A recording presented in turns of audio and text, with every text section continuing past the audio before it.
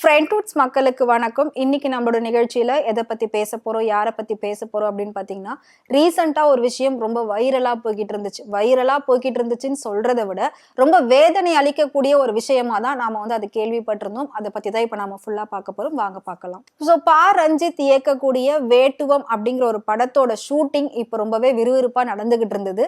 கிட்டத்தட்ட படம் முடிகிற ஸ்டேஜ்ல இருந்தது. அந்த ஸ்டண்ட்டுக்கான அந்த காட்சிகள் தான் எடுக்கப்பட்டுகிட்டு இருந்துச்சு. ஸோ அந்த காட்சிகள்ல பாத்தீங்கன்னா ஸ்டன் மாஸ்டரா வேலை பார்த்த மோகன்ராஜ் அப்படிங்கிற ஒருத்தர் உயிரிழந்திருக்காரு. ரொம்ப எதிர்பாராத விதமா அவர் உயிரிழந்திருக்காரு.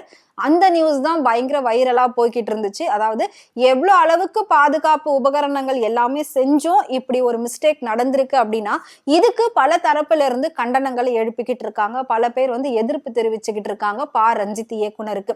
அப்படி இருக்கிறப்போ பல இயக்குனர்கள் ரஞ்சித்துக்கு ஆதரவாகவும் பேசுறாங்க. சோ ஏன் அப்படின்னா எந்த ஒரு இயக்குனரும் இப்படி எல்லாம் வேணும்னு எதுவுமே பண்ண மாட்டாங்க. யாருமே இந்த மாதிரி ஒரு சண்டை காட்சிகள்ல சின்ன சின்ன சண்டை காட்சியா இருந்தாவே அவர் கவனக்குறைவா இருக்க மாட்டாங்க. அப்படி இருக்கிற பட்சத்துல ஒரு கார் ரேஸ் பண்ணி ரொம்ப ஸ்பீட்ல எகிரி ஜம்ப் ஆகி விழற மாதிரியான ஒரு சீன் அப்படிங்கிற பட்சத்துல அதுல எவ்வளவு அளவுக்கு பாதுகாப்பு முன்னேற்பாடுகள் முன்னெச்சரிக்கை எல்லாமே இருக்கும் அப்படின்றது எங்களுக்கு தெரியும். அதனால தேவையில்லாம ஒரு வீண் பழிய ஒரு டைரக்டர் மேல போடாதீங்க அப்படின்னு சொல்லி சோ டைரக்டர் சம்பந்தப்பட்ட சங்கங்கள்ல இருந்து எல்லாருமே பேசியிருக்காங்க. அவருக்கு ஆதரவா குரல் கொடுத்திருக்காங்க. சோ இருந்தாலும் ரஞ்சித் மேல போலீஸ் இது குறித்து வழக்கு பதிவு செஞ்சிருக்காங்க. சோ இந்த விஷயத்தை வச்சு ஸ்டன் கலைஞரா இருக்கக்கூடிய சில்வா அப்படிங்கிற ஒருத்தர் ரீசெண்டா பேட்டி கொடுத்திருக்காரு. என்ன அப்படின்னா இதுக்கு முன்னாடி நாங்க பல வருஷமா சேர்ந்து ஒர்க் பண்றோம். இந்த மாதிரி எந்த ஒரு இன்சிடென்ட்டும் நடந்தது கிடையாது. எல்லாமே அவ்வளவு சேஃப்டியா தான் இருந்தது. இது யாருமே எதிர்பார்க்கவே இல்லை.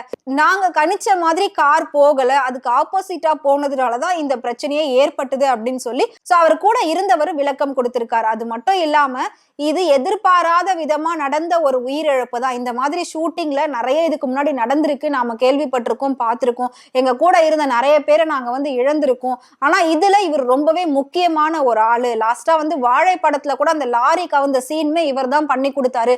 அவ்வளவு சூப்பரா பண்ணி கொடுத்தாரு அப்படின்னு மாரி செல்வராஜும் சொன்னதை நாங்க கேள்விப்பட்டிருக்கோம். சோ அந்த படம் பார்த்தாலே உங்க எல்லாருக்கும் தெரிஞ்சிருக்கும். சோ அப்படி இருக்கிற பட்சத்துல இந்த விபத்து ரொம்ப எதிர்பாராத ஒரு விதமா நடந்ததுதான்.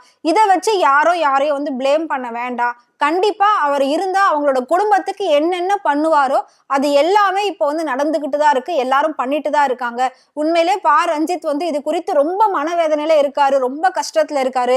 உண்மையிலே ஒரு நல்ல கலைஞரை இழந்துட்டோம் அப்படின்ற ஒரு வேதனையில தான் இயக்குனரும் இருந்துட்டு இருக்காரு. அதனால யாரையும் குறை சொல்றதோ யார் மேலேயும் வீண் பழி போடுறதோ வேண்டாம் அப்படின்ற மாதிரி சில்வா சொல்லியிருக்காரு. சோ இது மட்டும் இல்லாம உயிரிழந்த மோகன்ராஜோட குடும்பத்திற்கு நடிகர் சிம்பு யாருக்குமே தெரியாம 1 லட்சம் ரூபாய் செக் கொண்டு போய் கொடுத்திருக்காரு. இந்த விஷயம் வெளியே வரவே இல்லை. சில்வா அந்த இன்டர்வியூல சொல்ல போய்தான் இது வெளியாச்சு. அதுக்கப்புறம் தான் இதை எல்லாரும் பேச ஆரம்பிச்சாங்க, போட ஆரம்பிச்சாங்க. சோ அதை தொடர்ந்து இன்னொரு முக்கியமான விஷயம் என்ன அப்படின்னா ரஞ்சித்துமே பாத்தீங்கன்னா அவரோட சொந்த நிதியிலிருந்து 20 லட்சம் ரூபாய் அந்த குடும்பத்துக்கு நிதி உதவி இப்ப செஞ்சிருக்காரு. அதுதான் இப்ப ரொம்பவே ட்ரெண்ட் ஆகிட்டு இருக்கு. அது மட்டும் இல்லாம நடிகர் சூர்யா இருக்காரு. அவருக்கு இன்னைக்கு பர்த்டே. அவர் 50வது பர்த்டே இன்னைக்கு செலிப்ரேட் பண்ணிட்டு இருக்காரு. உண்மையிலே அவருக்கும் நன்றி சொல்ல வேண்டிய ஒரு நேரம். ஏன் அப்படின்னா ஸ்டண்ட் கலைஞரா இருக்கக்கூடிய அத்தனை பேருக்கும் சூர்யா 10 வருஷமா இன்சூரன்ஸ் கட்டிக்கிட்டு இருக்காரு அப்படின்ற ஒரு நியூஸையும் சில்வா சொல்லியிருக்காரு. உண்மையிலே இது பெருமையான ஒரு விஷயம், ரொம்ப பெருமைப்படுத்த வேண்டிய ஒரு விஷயம் தான். ஏன்னா யாரெல்லாம் இப்படி எல்லாம் செய்வாங்க அப்படின்றது தெரியல. பொதுமக்களுக்கு செய்வாங்க, பட் டெக்னீஷியன்ஸ்க்கு எவ்வளவு பேர் எவ்வளவு நடிகர்கள் உதவி பண்றாங்க அப்படின்றது நமக்கு தெரியாது.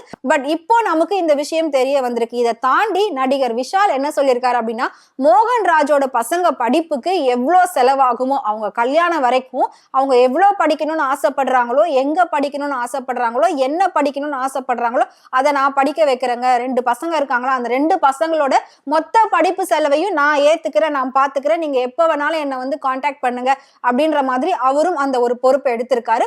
இதை தாண்டி இன்னும் ஸ்டன் கலைஞர்கள் நிறைய பேர் அவங்களோட குடும்பத்துக்கு உதவிகள் பண்ணிக்கிட்டு இருக்காங்க. மேபி அவர் இருந்தா எந்த அளவுக்கு அந்த குடும்பத்துக்கு செய்வாரோ அதை விட அதிகமாவே இப்ப அவரை சுத்தி உள்ள அத்தனை பேரும் அந்த குடும்பத்துக்காக பண்ணிக்கிட்டு இருக்காங்க. உண்மையிலே இது வந்துட்டு உயிர் கொடுக்க வேண்டிய ஒரு விஷயம் தான். அதாவது ஒரு உயிர் போகுது அப்படின்னா அதை அப்படியே விட்டுட்டு போகாம அந்த குடும்பத்தை தான் குடும்பமா நினைச்சு கூட இருக்கிற எல்லாரும் பாத்துக்கிறாங்கல்ல, அதுதான் தமிழ்நாடு தமிழன் அப்படின்னு சொல்றது. இந்த படத்தோட பேரு வேட்டுவம் அப்படின்னு நான் சொல்லியிருந்தேன். இந்த படத்துல வந்து அட்டகத்தி தினேஷ் தான் ஹீரோவா நடிக்கிறாரு. ஆர்யா வந்துட்டு இதுல வில்லனா பண்றாரு. ஆர்யாவும் பாத்தீங்கன்னா அந்த குடும்பத்துக்கு அவ்வளோ ஹெல்ப் பண்ணியிருக்காரு. எதுவுமே வெளியில வரல. சோ இந்த சில்வா அப்படிங்கிற ஒரு ஸ்டன் கலைஞர் இதை வெளியில சொல்லவே தான் இப்போ ஒவ்வொரு விஷயமும் வெளியில வந்துகிட்டு இருக்கு.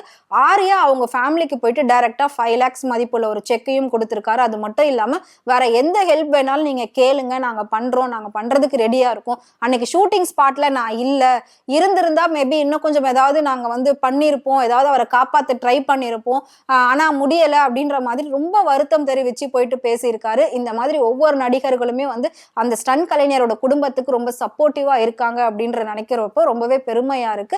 ஆனா இதுக்கப்புறம் இந்த மாதிரி ஒரு உயிரிழப்பு ஷூட்டிங்காக வந்து இழக்கக்கூடாது, நடக்கக்கூடாது அப்படின்றதுதான் எல்லாரோட வேண்டுகோளாவும் இருக்கு. ரொம்பலாம் நீங்க வந்து ஸ்ட்ரெயின் பண்ணி காட்சிகள் எங்களுக்கு காட்ட வேண்டாம், ஒரு நார்மல் ஃபைட் இருந்தா கூட போதும் அப்படின்னு சொல்லி இப்போ பொதுமக்கள் நிறைய பேர் வந்து சொல்லிக்கிட்டு இருக்காங்க. நெட்டிசன்களும் சொல்லிக்கிட்டு இருக்காங்க.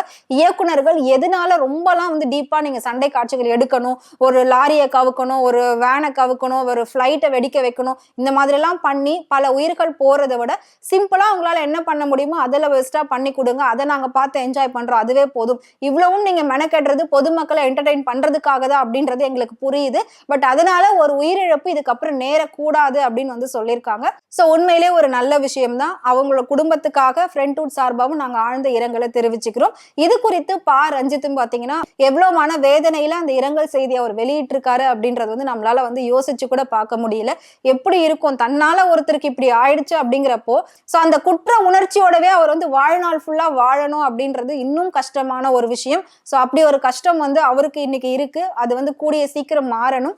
அடுத்தடுத்த வேலைகள் வந்து அவரும் பார்க்கணும். எல்லாருமே இதை சுத்தி இருக்கிறவங்க வந்து பாசிட்டிவா ஆகணும் அப்படின்றதுதான் எல்லாரோட வேண்டுகோளா இருக்கு. சோ ரஞ்சித் படங்கள் உங்களுக்கு பிடிக்கும் அப்படின்னு நினைச்சீங்கன்னா அவரை பத்தி மறக்காம கமெண்ட் பாக்ஸ்ல கமெண்ட் பண்ணுங்க. இதே மாதிரி சினிமால நடக்கக்கூடிய உண்மையான விஷயங்கள் என்ன அப்படிங்கறத டே பை டே நீங்க தெரிஞ்சுக்கணும்னு நினைச்சீங்கன்னா மறக்காம ஃப்ரெண்ட்வுட் சேனலை ஃபாலோ பண்ணிக்கோங்க.